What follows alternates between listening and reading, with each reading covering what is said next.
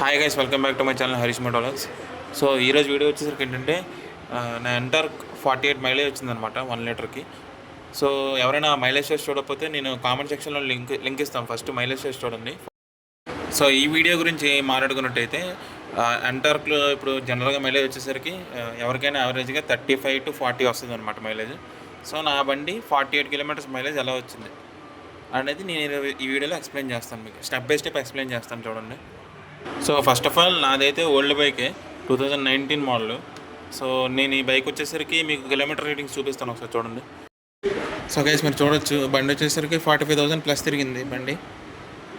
So 45,000 తిరిగిన mileage అనేది 48 అనేది ఎలా వచ్చింది అని ఎక్స్ప్లెయిన్ చేస్తాను. సో స్టార్టింగ్లో నాకు కూడా అంత మైలేజ్ వచ్చేది కాదు, మీకు చెప్పాను కదా ముందే. ఎంటర్క్ అనేది మైలేజ్ చాలా తక్కువ, ఎందుకంటే ఇది కొంచెం స్పోర్టీ స్కూటీ 125cc అయినా సరే 3 వాల్వ్ ఇంజిన్ ఉంటుంది కాబట్టి కొంచెం దీనికి మైలేజ్ అనేది తక్కువ ఉంటుంది, పర్ఫార్మెన్స్ అనేది ఎక్కువ ఉంటుంది అనమాట. సో ఏదైతే స్పోర్టీ ఇంజన్లో కూడా మీరు మైలేజ్ అనేది తెప్పించుకోవచ్చు, ఎందుకంటే స్టిల్ ఇది ఇంకా కొంచెం చిన్న ఇంజిన్ 125cc ఇంజినే కాబట్టి మైలేజ్ అనేది ఖచ్చితంగా మీరు పెంచుకునే అవకాశాలు ఉంటాయి. సో ఫస్ట్ ఆఫ్ ఆల్ నేను చేసిన మొదటి పని ఏంటంటే మైలేజ్ పెంచుకోవడం కోసం నేను ఎవరైతే మాకు సర్వీసింగ్ చేస్తారో ఆ మెకానిక్ అతని దగ్గరికి వెళ్ళి నా కార్బొరేటర్ని ట్యూన్ చేయమని చెప్పాను. నెక్స్ట్ క్లీనింగ్ కూడా చేయించాను, కొద్దిగా పాతదైంది కాబట్టి కార్బొరేటర్ క్లీన్ చేసుకున్నాను, ట్యూనింగ్ చేయమని చెప్పాను.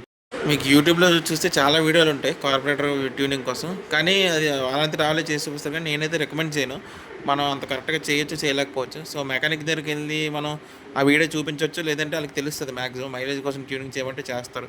సో ఎలా చేయాలంటే పర్ఫార్మెన్స్కి మైలేజ్కి ఈక్వల్గా ఉండేటట్టు చేయాలి, ఒకటి ఎక్కువ ఒకటి తక్కువ అలాగేం కాదు.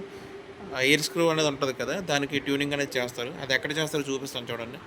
సో గైస్ ఇది ఓపెన్ చేయాలి, ఓపెన్ చేస్తే మీకు కార్బొరేటర్ అనేది కింద ఉంటుంది, దాన్ని మనం మెకానిక్ చూపిస్తే ట్యూనింగ్ చేయమంటే చేస్తారు.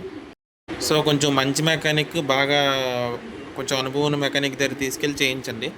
సో అతనైతే మీకు కరెక్ట్గా చేస్తాడు.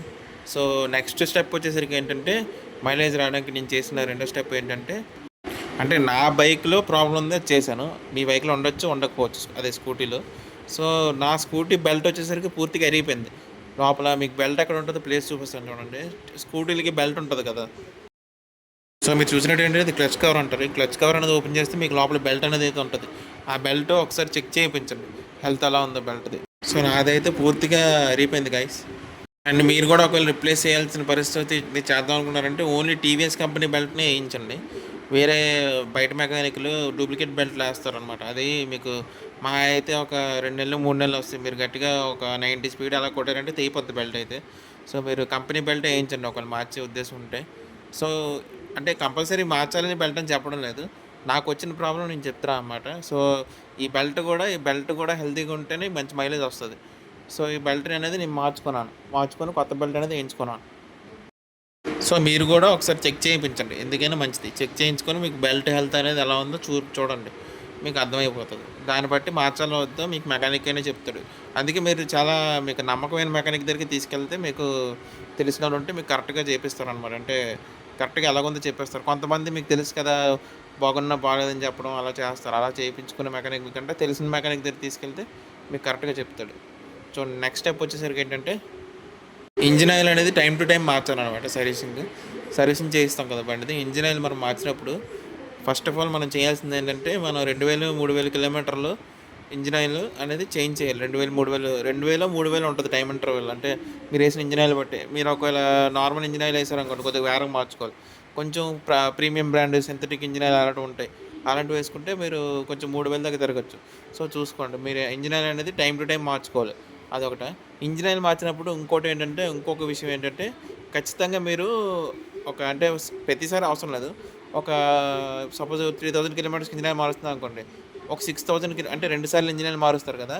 2 సార్లు ఇంజిన్ ఆయిల్ మార్చిన తర్వాత ఏం చేయాలంటే, ఎయిర్ ఫిల్టర్ అనేది పక్కా క్లీన్ చేయించాలి. ఎయిర్ ఫిల్టర్, స్పార్క్ ప్లగ్ అనేది పక్కా క్లీన్ చేయించాలి.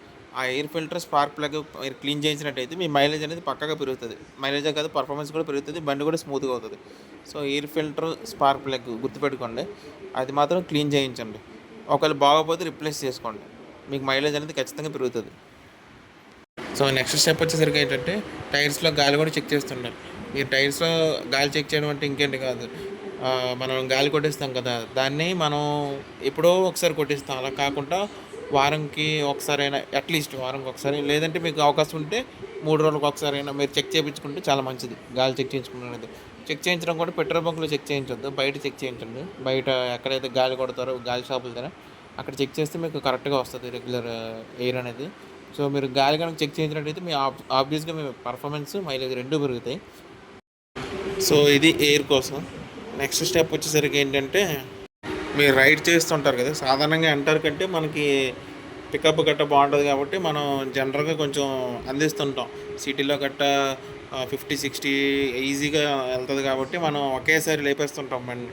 అలా కాకుండా చాలా నీట్గా వెళ్ళాలన్నమాట. మైలేజ్ రావాలంటే మనం ఇప్పుడు సపోజ్ కిందన మీకు చూస్తున్నట్టయితే ఎకానమీ లైట్ ఉంటుంది కింద మీటర్కి. Economy light, green light, yellow లైట్లు వెలుగుతాయి కదా, మనం కొంచెం చూసుకొని వెళ్ళాలన్నమాట. గ్రీన్ లైట్లో మ్యాక్సిమం వెళ్ళడానికి మెయింటైన్ చేయండి. ఇంకొకటి, నాకు మైలేజ్ అనేది వచ్చింది హైవేలో వచ్చింది అనమాట 48 అనేది. మీకు సిటీలో ఇంచుమించుగా ఒక 5 తీసేయండి, మీకు 43-44 అనేది రావచ్చు ఎంటర్ మ్యాక్సిమం మైలేజ్. ఎందుకంటే సిటీలో ట్రాఫిక్ ఎక్కువ ఉంటుంది, మనం తెలుసు కదా, ఎక్కడెక్కడ వెళ్తుంటాం, ఆగుతుంటాం, కీ ఆఫ్ చేస్తాం, ఆన్ చేస్తాం, బ్రేక్ కొడతాం, స్పీడ్ బ్రేక్ వస్తే స్లో చేస్తాం.